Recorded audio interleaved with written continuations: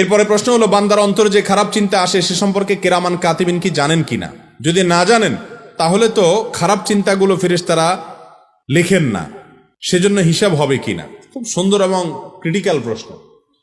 আমাদের মনের ভিতরে যেসব চিন্তা আসে এগুলো ফেরেশতারা জানে কিনা?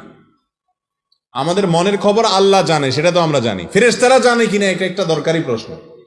যদি বলেন যে জানে না, তাহলে হাদিসে আসছে মান হাম্মা বিহাসানাতিন, যে ব্যক্তি মনে মনে কোনো ভালো কাজ করার প্রতিজ্ঞা করলো, ফালাম ইয়ামালহা, কিন্তু কাজটা সে করার সুযোগ পায় নাই, কিন্তু নিয়ত ছিল তার পাক্কা যে সে করবে, কিন্তু করতে পারলো না।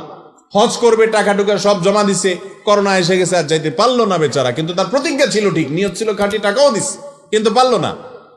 তো নবীজি বলেছেন ওই যে নিয়তটা খাঁটি ছিল, ভেজাল ছিল না, কিন্তু কোনো কারণে হয় নাই, তো আল্লাহ তাআলা তার কারণে তাকে সওয়াব দিবেন। এখন এই সওয়াবটা লিখবে কে? ফেরেশতা। তো ফেরেশতা যদি